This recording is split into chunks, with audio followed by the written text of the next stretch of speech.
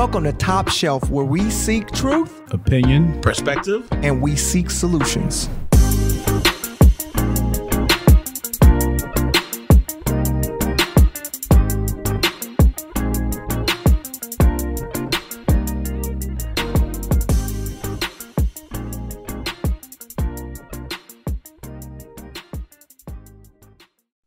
Woo! Man, let me tell you.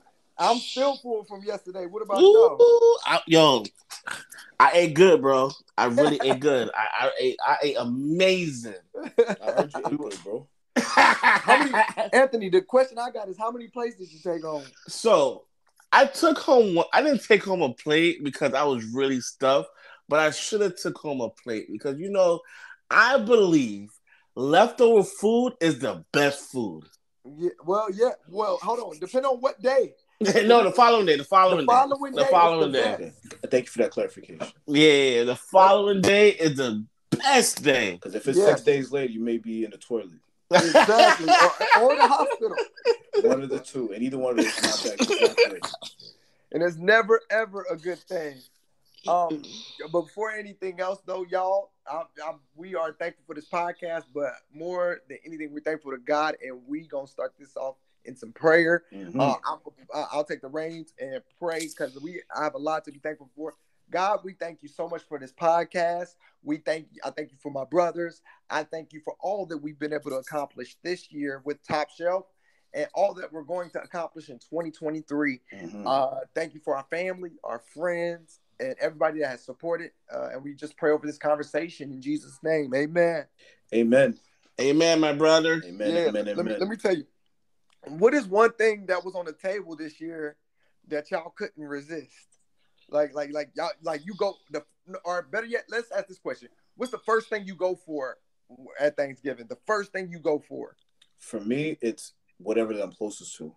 To be honest, that's the first thing. But I'll say it's the thing I look forward to the most. Jeff said, "Is the black rice close?" That's actually funny. That's mad funny. That's what I'm going for. But what I do look forward to more than anything, though, to be honest with you, is outside of turkey is sweet potato casserole or like sweet potato pie. Yeah, I love me some good sweet potato casserole or sweet potato pie, man.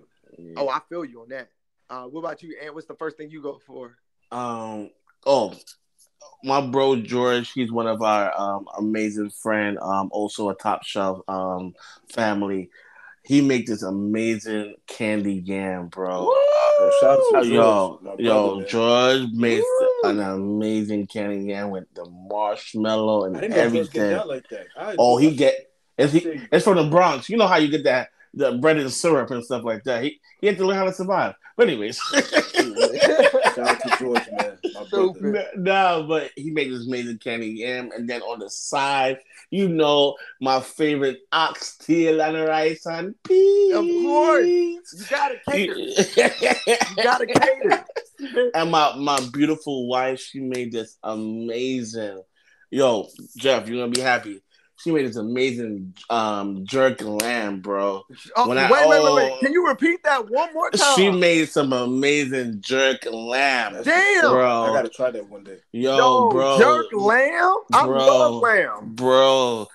When I said pause, but when I was chewing on that, I was like, oh my gosh.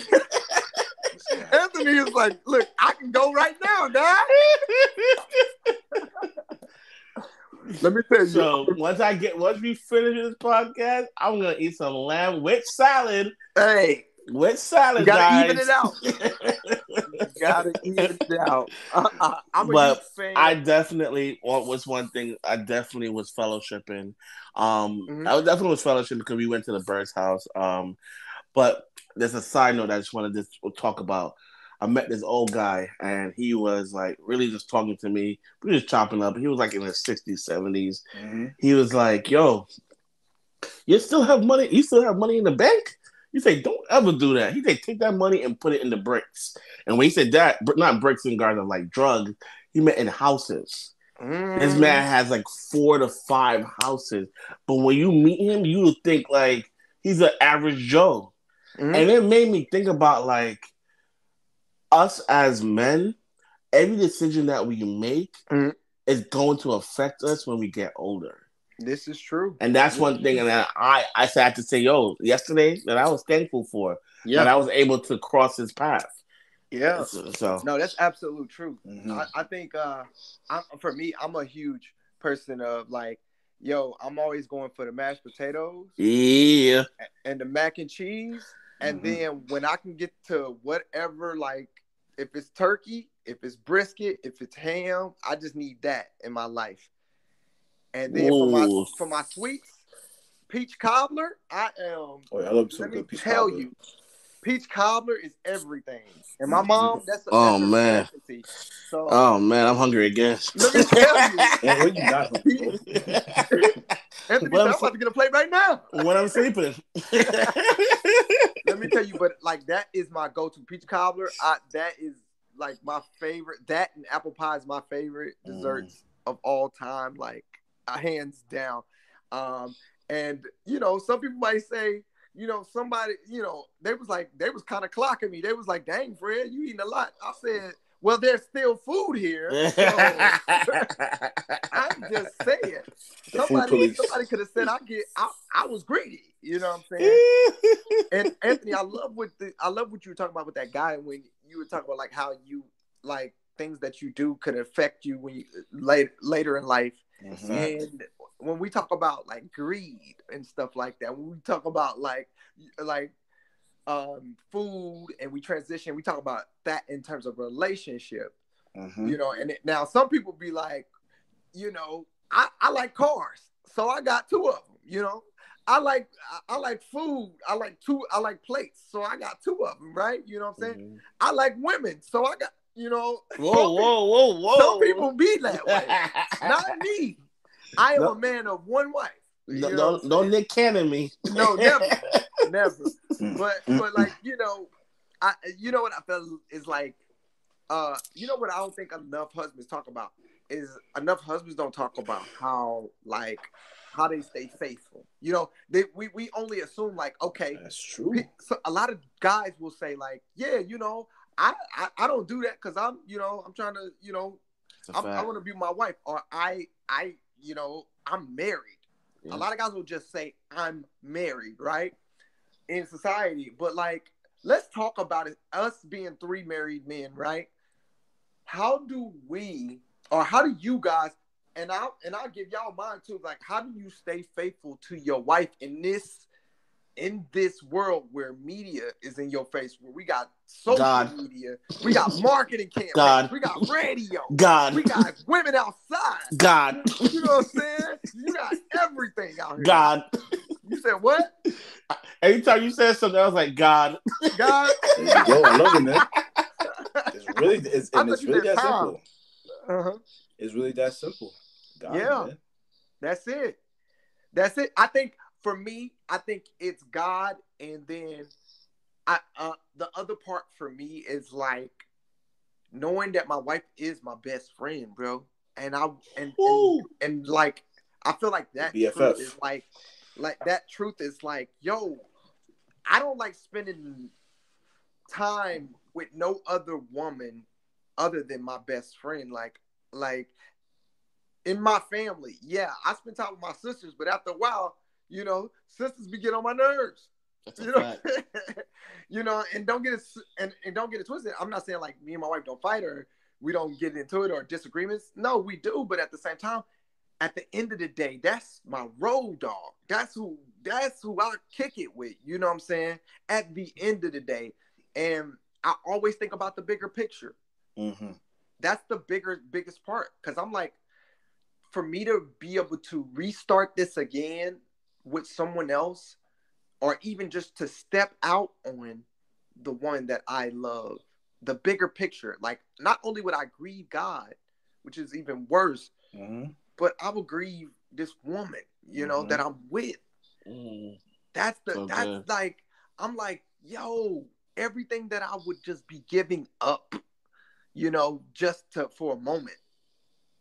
I love that, man. I mean, for me, it's I remember when I got the day before my marriage, or my wedding rather, and I remember we all went out to eat, And you guys were there, and I was having this conversation with this guy, and he was getting ready to propose to his fiance. Oh yeah, I remember this. And I remember he had asked, he's like, "Man, yo, you ready?" I think we're about the same age. And he's like, "Yo, you ready?" He's like, "What makes you think like I remember this. You can't really, like, you wouldn't want to be with anybody else?" And I told him, like, I'll be honest with you, it's like, I don't want any headaches. I was like, there's too much personalities you got to deal with, because you got to manage the person you with. You got to manage, or not manage, but try to deal with another personality. It's like, I don't want that. I don't need that headache. I don't need that stress. If I have somebody that's good and that's amazing at home, why do I want to look for somewhere else and potentially start dealing with somebody outside my marriage that's going to give me nothing but stress, aggravation? You know what I'm saying? That's just going to stress. And most importantly, why hurt the person that I love when that person that I love does everything that she can to make sure that I don't ever hurt? You get what I'm saying? Come on. So Come on. So when I look at it from that context, it's like there is no temptation. You know what I'm saying? Because it's like, for what? I have everything that I need. Like you said, Fred, yeah, we argue. You know what I'm saying? Yeah, we may kind of go at it at times. That's just normal. Right. You know what I'm saying? Like yesterday at Thanksgiving dinner, we had two tables, right? We had the table where like the adults where we were playing games at, because we're at my in-laws, not my in-laws, my cousin's in-laws house, which is like my extended in-laws, my extended family. Shout out to them. And but there was another table, and that was like the OG table. You know what I'm saying? That's like the wisdom table, right? And I overheard one conversation. It was like with one of the gentlemen that was there, and he was talking. Was like, yeah, me and my wife, we argue sometimes, but that's my rock. And he was like, it's healthy to get into disagreements and argue sometimes, because you guys need to know who is who and stand on your own. But ultimately, an argument doesn't mean that you don't love each other. Absolutely. It just means you just have a disagreement. But I've been with my wife for, I think he said, for like over 35, 40 years or something like that. And I plan to be with her for another 35, 40 years. Nothing's changing, but there's nothing else that I want or need except the woman that's beside me. So for me, I keep it simple in my mind, as far as I got everything I need here, why I'm gonna look somewhere else. It's that simple for me, at least. I like it. Because I think what happens is some people be like, yeah, you have a full meal, but you don't get hungry for dessert. You know what I'm saying? Like you don't want to try a little bit of something different and everything. And to those people, I say, like, first and foremost, you have to go in your mind and ask yourself, were you ready for this commitment in the first place? Because I think that kind of thinking, you're gonna always have that kind of thinking. It don't go away when you're married. You have that kind of thinking of like, what if, but then you got to remember your person. You remember your person. There's, now, God, like, to all those fellas that'll be out there and be like, yo, when I go outside, I'm not attracted to nobody. I'm like, yeah, I ain't. Nigga, you lying. You lying like a mug. Like, you lying, bro. Lying like a mug. You ever been making a salad? That's what I'm saying. Yo, and that list keep going. You know what I'm saying? And I'm like, have you ever been Jennifer Lopez? You know what I'm saying? But I think what the point of it is, I think sometimes we miss the point. It's like, you'll still be attracted to other people. Like our wives will be attracted to other people. Most definitely. That makes them human. You know what I'm saying? But it's the choice you make. Facts. It's the consciousness of the choice that you make. Hey, like you say to yourself, hey, am I honoring my wife by getting this woman's Instagram? No. Am I honoring my wife by talking to this woman on the phone this late? Am I honoring my wife by going to lunches this late with this woman alone? Yep. Am I, like, you got to think to those. You got to think to yourself. Like, I do a lot of forward thinking. Where it's like if I'm ever around a woman or whatever, and she's like having a conversation with me, I always try to find, and my wife is in the same room, I always try to find a way to get back to my wife. So not that I can't have a conversation with a woman alone. It's just that I always think about perception, right? I'm always thinking about perception. It's like, okay, I'm talking to this woman for a while, and she kind of getting touchy feely. I don't know. I don't know what she thinking. And then I'll try to find a way to maneuver back over to my wife, you know, or even if my wife is not in the room, like I'm always like, I'm like, okay, I'm gonna let this conversation go, but I'm like, I don't want to get anybody's hopes up, and I'm always gonna drop my wife's name in the conversation somewhere. Because you know what a lot of dudes do? That my wife likes this banana. No, I mean, it ain't gotta be so abrupt. But like, you know what I always do? I'll do something like if we're talking about like they're like, yo, like I went to see this Broadway show the other day. They were like, and they asked me like, hey, have you seen any Broadway shows? I was like, yeah, me and my wife, we went to see Michael Jackson on Broadway. Easy. That's easy. And that's not me like, yeah, my wife is, you know.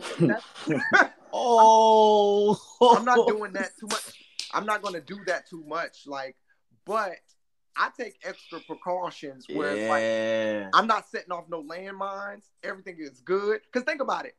Fellas, we reverse that. If a dude is across the room from you in the room and he's over there laughing, giggling, kikiing with your wife, tapping her on the shoulder, touching the small of her back, like you're gonna be like, it's time to regulate. You know what I'm saying? That's different. And but you know what's funny with me? I'm the opposite. I wouldn't, because I trust my wife, so I don't even stress it. Yeah, facts. I know she's gonna reject it. So for me, it's just kind of like, and that's just me. It's like I only react if I see it gets disrespectful, and like there we go. That's when I react. Like, and she's not doing anything about it. You know what I mean? That's when I react. Like he's like overstepping his boundaries, and he's not taking no for an answer. Like, nah, I got a man, and he's like, what you man gotta do with me? I'm not trying to hear that. See, you know what I'm saying? Exactly. That's when it's like, all right, I'll step in. Other than that, listen, I don't even worry about it, because I know who she's coming home with, and I know she's not gonna violate that. You know what I'm saying? The covenant that we made in front of God. You know what I'm saying? I just have trust. I trust my spouse. Yep. And I think I want to tell this real quick story, and I definitely agree. And I think that's me. Like I've learned. First, I knew before I entered into marriage, I know I have a big anxiety. So I just overthink things and make things that is not really there. Mm-hmm. So I married someone that is first God-fearing, is a woman of God, and respects me. Mm-hmm. And I had to begin to realize that. When I realized that, yo, you can do whatever you want to do, because at the end of the day, I know you respect me. Mm-hmm. And I think that's sometime when we like our insecurity, sometime as men, can creep in, and we start doing things that's like, yo, why are you doing all of that? Right. And because and you don't know it because you've not understand yourself. Yeah. So like I said, I have anxiety and I overthink things. Yeah. So I don't want to ever be in an environment where, wow, I can't. I literally, I am thinking about my wife in a way where it disrespects me. Yeah. So at this moment, we now have to come back to the table and say, yo, what's going on? But yeah. I have an Uber story real quick, because I just thought about something in regards to what you're. I like Uber stories. It's my first crazy Uber story. I forgot to tell you now. I hope she hears me. So I'm driving. It's around like 8. It's like 9 o'clock in the morning. Mm-hmm. I pick up somebody around at Hoboken. They coming back to Jersey City. Mm-hmm. So, side note, they coming back to Jersey City because they left their car in Jersey City. Mm-hmm. But I realized the reason why they left their car in Jersey City, my assumption is that, like when the ticket person comes around and they want to get a boot, they try to park it somewhere like they far from where you live. Mm-hmm. That's a side note for my scammers out there. So I'm driving. It's a guy, his shorty, and two old ladies. One old lady with a dog. I'm driving. They love my energy. We vibing. We going. The guy turns around to me and said, "Yo, bro, you a swinger?" I'm like, "Whoa!" He said, "You a what? Are you a swinger? Wow. Are you a swinger?" I was like, "You think your wife would be interested in this?" Wow. I was like, "Whoa!" Crazy. I was like, "Nah, bro, my wife is Bayesian. She not into those stuff." Then the old lady in the back, she got a dog, and it's on. I think it was Wednesday and Thursday the following day. So I'm about to drop. It's like I mentioned, so I have an amazing wife. I was explaining to my wife. The lady in the back kissed her teeth. Was like, damn, I wanted to share your plate. You know what I mean? What? Excuse me? Yo, Ant, they wanted an orgy, bro. Yo, they wanted a whole orgy. Wow. Yeah. Wow. And this lady was like 50. She's like, my son is the same age as you. I was like, what? I bet he is. She was a cougar. Yo, she was a saber-tooth tiger. But it goes back to what Fred was saying. She said, Aunt, I want some of your oxtail. Me not have that. But but it also goes back to what Fred was saying. It's like, at the end of the day, I would make sure that they knew I had a wife. Yeah. Even that I had a good energy, even though I showed up and we was laughing, but my wife was respected in that conversation. I love it. It was no disrespect to the old lady. It was no disrespect to the swingers. It was no disrespect to nobody. That's your lifestyle. Cool, no problem. Mm-hmm. But in my house, that's the respect I have for my wife. We don't swing. Yeah. We don't. The only thing never mind. We don't even go to when we go to the park. We don't even get on the swing. You know what I'm saying? All right. Yo, I forgot to tell you about that story. That's hilarious. You never told us that story, bro. Wow. Yeah, it happened this Wednesday. Yo, that's it. It happened recent, bro. Oh, crazy. Wow. Okay. Yeah. So don't pick up nobody at 9:00 in the morning. Wow. It's like that. And they were drinking. They were super high. Son, people be crazy though. People really be crazy. But it goes back to like, I think one thing that I had to learn is how. I think honesty and being honest in your marriage, it starts with yourself first. Absolutely. Actually, I want to go back a little bit. It really starts with your relationship with God. Mm-hmm. I had a conversation with someone yesterday. I was like, yo, bro, I know you're going through a lot, but yo, real talk, the formula is God. And I'm laughing to myself because if anybody knows me, I'd be like, go to therapy, go to this, go to that. I would never say God at the first thing. Yes, therapy is a resource, but I'm like, yo, go to God. I'm swearing everything I love. Man. My son is growing up. When you go to when you go to God, son, it changes the whole program. Because when you go to God, then because you're going God answers these questions that you'll be like, yo, all right, let me start to shape up. Because you let me, not your wife.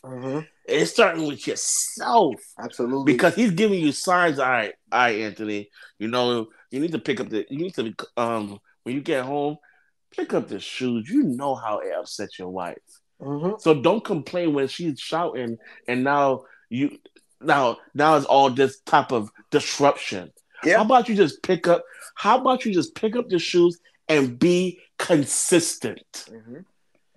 So, and that's what the words begin to like really intrigue in my mind, because I'm like, oh, consistency, love, patient, kissing her on the neck, because that's what God showed me I needed to do.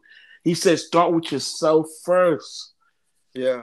Like, so I think that's another way that men come to the front of the class real quick. We really got to have a conversation with you. Real talk, come to the front of the class because you're not listening. That is how you have being a faithful man, as a husband, as an individual, as a friend. just being faithful to God, because I believe this is saying, I might be paraphrasing it, but you can't serve multiple masters. You can't. So if you serve multiple masters, you're confused. Yeah. And you're gonna have a confused environment. Yeah. And then you gotta think about this too, and you made some amazing points. You gotta think of the deadly sins, man, the lust of the flesh, lust of the eye, and the pride of life. Man. So Talk when about you think that. of, if you think you know better than God, like I once heard, of course, like the word says, sin is to know what is good and then not to do it, right? Talk about that. Talk Like about that. you know what is good, but you just don't do it, right? You know, like, hey, I should be honoring my wife, but I just, I'm gonna kind of take a shortcut. You know, there's no shortcuts in making sure that you're honoring somebody that you love and care about, that you cherish, that you're one with, right? There's no shortcuts to that.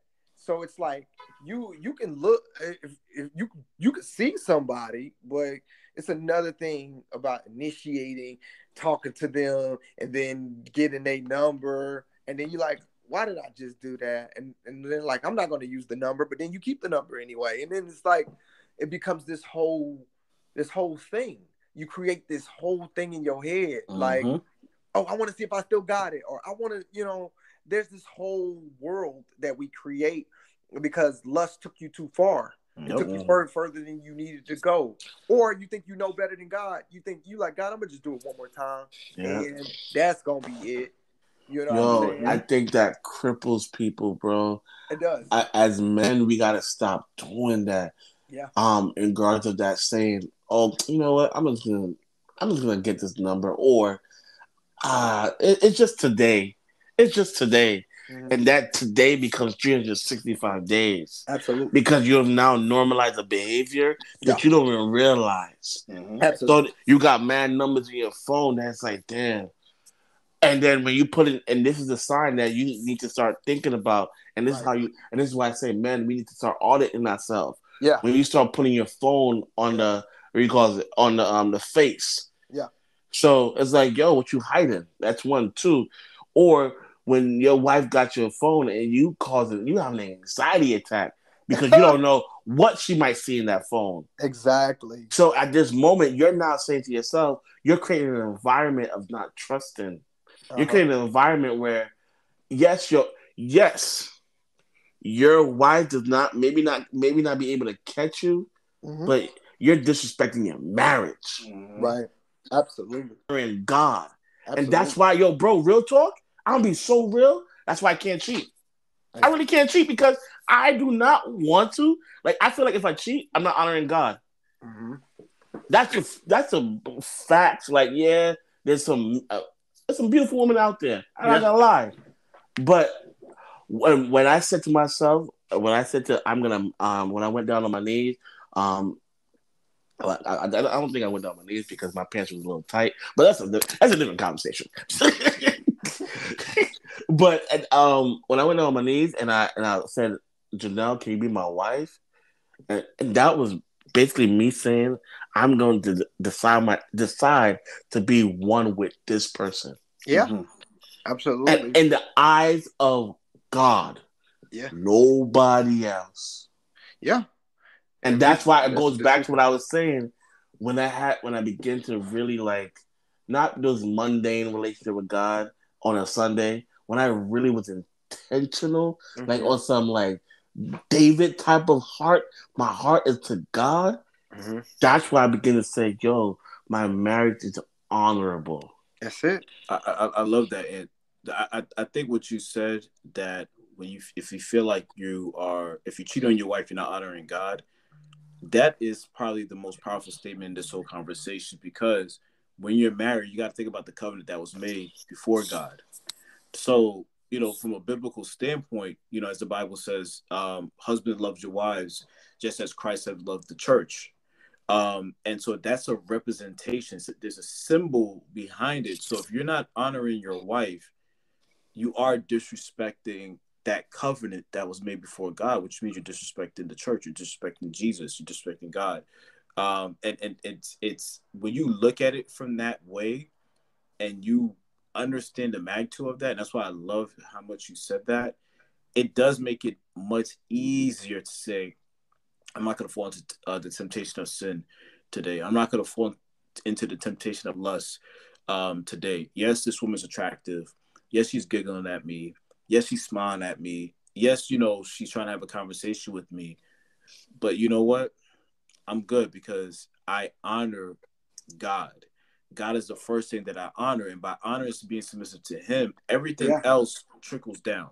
So then now your wife trickles down for that because you know that God gave you this beautiful gift. He gave you this beautiful woman that you have called before God, that this is my wife. A man who finds a wife finds a good thing, right? And so you cherish that, you honor that, and you're like, okay, this is a covenant I'm going to keep. You know what I'm saying? You make sure that you are taking care of God's precious child. Right. And then you also want to make sure, like, if you guys have kids, you want your kids to see how much you honor your spouse, and vice versa, obviously, as well, right? Yeah. So when they grow up, they understand. If you have daughters, they understand that this is how I am supposed to be treated as a woman, right? Yeah. If I become somebody's wife, I expect my husband to treat me and honor me the way I see my father honored my mom. If I have a son, right, your son could look at as like, I see how my dad respected and loved and honored my mom, so I need to make sure that when I have a wife, I am doing the same thing, because what it represents, what it means, and what it symbolizes. You know what I'm saying? And that's why, like, when you made that statement, like, I have to applaud you, because you're not going to hear a lot of men say that, unfortunately. But but that is like the most easiest and the most powerful way that you could really honor and also help prevent you overstepping your boundaries, or crossing over by cheating or potentially cheating on your spouse. Yeah. I think the biggest example in the Bible, of course, is always David, and he was he was supposed to be somewhere, and he wasn't, and by him knowing somewhere he should have been and he wasn't, he saw something that he shouldn't have been looking at, right? And that was Bathsheba, on the roof, because this is a married woman, right? This is a married woman. I'm looking at a married woman bathing on the roof, and so then, and I know her husband is at war, so she must have had a fatty. Yeah, facts. So he watching her. The first making the salad. Let's make it modern day. Let's make it modern day. He was watching her twerk videos on Instagram. Word up. And so he watching her twerk videos. Slid into and he knows he knows she live in the area. You know what I'm saying? And he was like, "Yo, I know her dude is, her dude is away. So let me go holler at her real quick." And he slept with her. Yeah. Yo, my slept mom. with a woman. Yeah, knowing all of that. And then, got Uriah killed, and she slipped in his DM. Yeah. Could have been. It could have been, but we know that first David saw her. Yeah. And it was his choice. It was his choice. He could have looked away. And he could have been like, you know what? Let me go about my business. That's my boy Uriah, girl. Let me leave her alone. That's what made it worse. That was his man's girl. Yeah, his man's wife. But that's what I'm saying. Like, and that's what I was talking about with the lust of the eye. And so,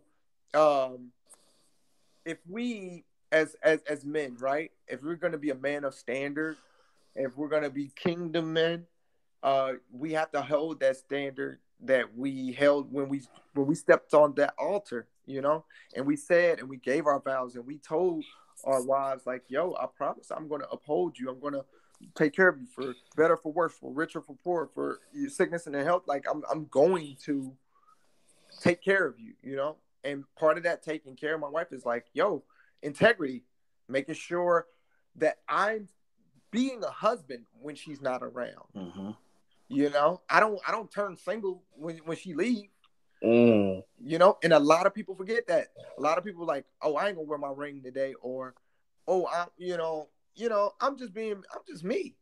Some people will flirt and just be like, well, that's my personality. I was like, no, your personality, being a person of like that is extroverted is one thing, but you can control, and I'll say this to the village, you can control who you flirt with.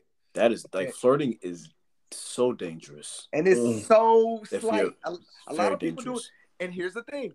A lot of people do it so slightly, so subtly, that it just be like, you like, hold on. I'm just being friendly. I'm just being friendly. I can't be friendly. And look, let me tell y'all this. Ever since I went back in the office, and I'm going to be 100. Ever since I went back in the office, I noticed all these people that, like, I don't talk to a whole lot of people in the office, but these people, they stay talking. They stay talking about, yo, yeah, my wife, my this, my that. But then I see them hugged up with people from the office. Big mistake. And I'm just like, yo, I'm gonna mind my business. I don't want nothing to do with any mind your business. I put my headphones on. I put my earphones in, and I'm gonna do my work. He said, "My name is Bennett, and I'm not in it." Like on a personal level, that's the best thing to do, bro. Yo, and Jeff, I told Anthony this recently. This recently happened to me. I'm learning that. One night I was it was about to, y'all know I get off work late, midnight. One night, that's when the devil's out. The devil was out for real. My sister was in town. This is when my sister was in town. Bean was coming to get me, right? From the job, because she was off, and so I'm packing my stuff up, getting ready to go, and then this girl, a couple cubicles away, she was like, "Hey, Fred, you know what I'm saying? If your wife's not coming, I can give you a ride." You know what I'm saying? And I was just like, yeah, no. Is she a stringer? No. I said, no, ain't nobody giving me a ride. Especially at midnight. My mama said ain't nothing open but the hospital and legs at midnight. She wanted to ride something else. I said you might need she might need an Uber. She thought, but I got that Uber pool. Let me stop. She wanted to pull your Uber pool. That's what she wanted to do. No, let me stop. But like for me, that's a no-brainer, right? For certain other people, they can see that as like, you know what? There's nothing wrong with that. And usually there isn't.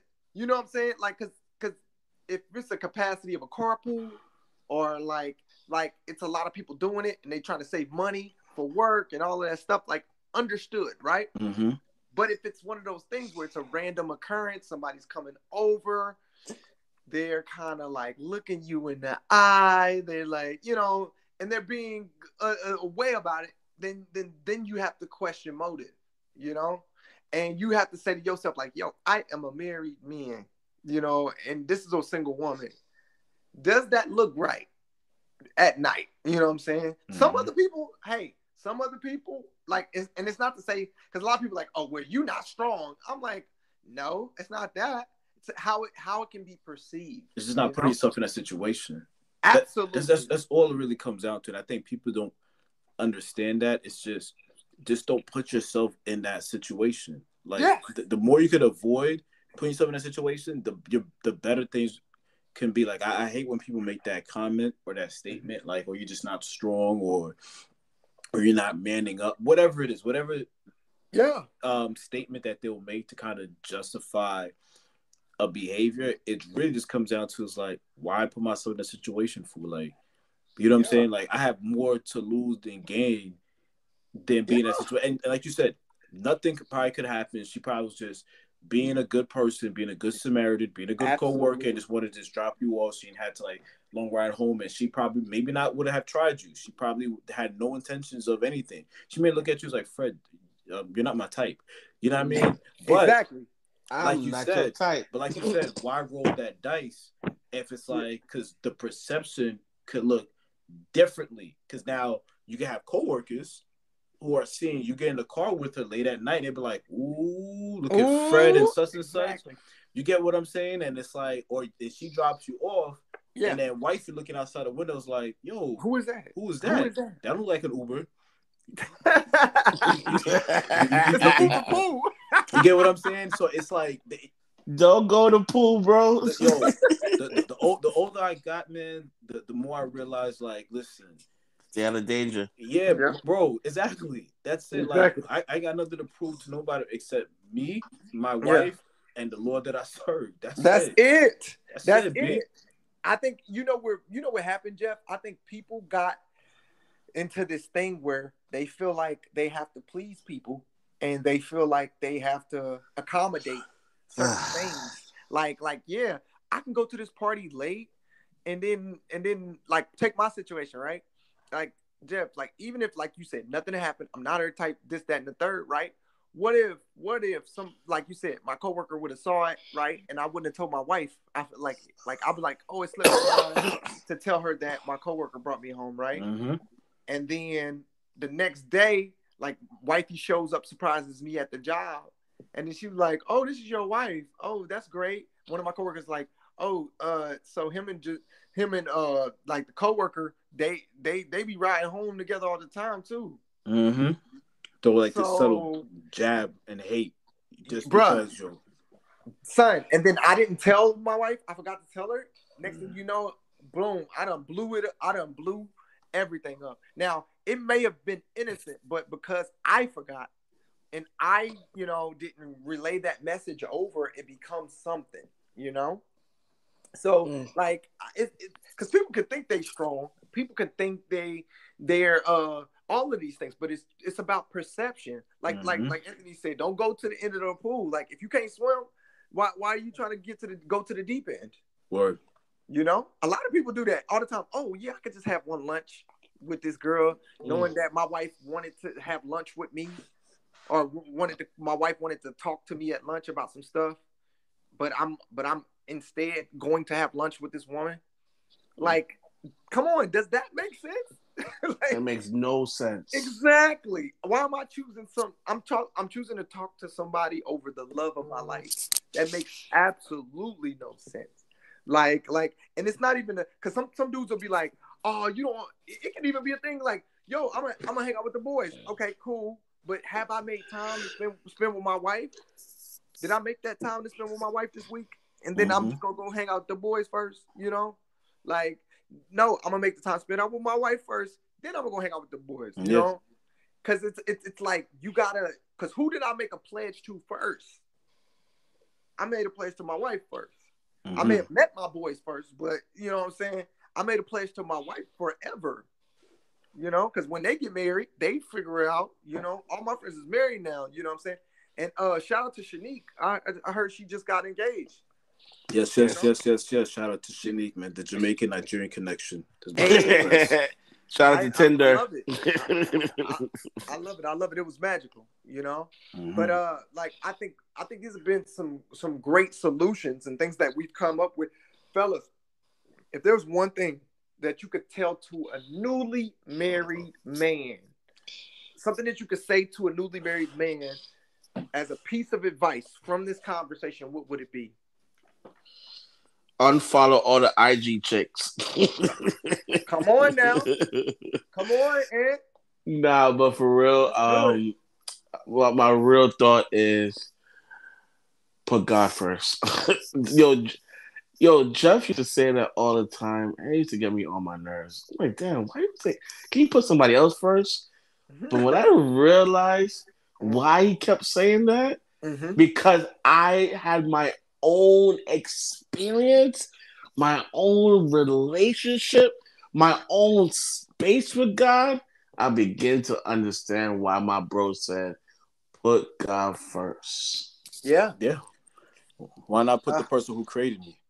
Yeah. It's that simple. That's how I look at it as. That's how I always say it. He created me. He made sure that I made it through the finish line. You know what I'm saying? When my pops was pumping it out, Pause. You know what I'm saying? Wow. That was a lot. You know what I mean? It's the truth, though. If we're gonna keep it a buck, he was in that Uber pool. Listen, exactly. But nah, God created me, so that's why I would say put God first. When you put God first in your life, man, everything becomes much more easier, man. I promise you that. But for me, I would say if there's any advice that I would just give is just don't trade your 80 for a 20. That's it. Yeah. Let's talk that talk, bro. Let's talk that talk. Yeah. And mine would just be always choose to be selfless instead of selfish. Ooh. Love it, man. Because every time, because I'm thinking more than anything, like from this conversation, that's what I've gotten. I think when you decide to cheat, it's selfishness. That's all it is. It's like I'm choosing to step outside my marriage because I want to. It's selfishness. That's all it is. It's like, 100%. Yo, I saw somebody I like, That's all it is, point blank period to me, and it's not of God, No, man. I feel like it's a thing of just your flesh. And then you continue to convince yourself that it's great and it's good, and that's the devil, right? That convincement. Yeah. Oh yeah. Let me tell you. Listen, man, that's a fact. Just because she's fine doesn't mean she's worth your time. Let it go. And that was a rhyme. Yep. And because think about like Anthony, think of all the things that Janelle adds to your life. And Jeff, think of all the things Joey add to your life. Most definitely, man. Shout out to my taco drop. I think all the things that Sabina has added to my life, and I'm just like, yo, son, I can't live without that.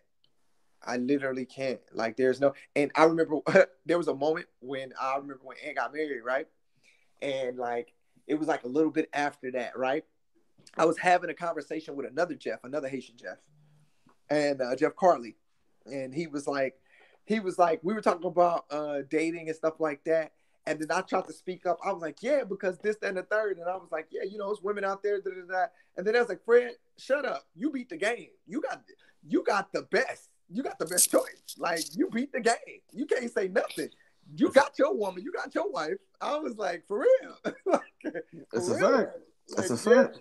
That's a fact. I was like, yo, thank you. Like, but it was like, it warmed my heart because I was just like, yo, I did choose right, And that just feels good to know that you chose a woman that builds and a woman that doesn't destroy. Word. That's the best thing. But yo, this was a great conversation, fellas. It definitely was. Amazing conversation. I missed the one that we had before.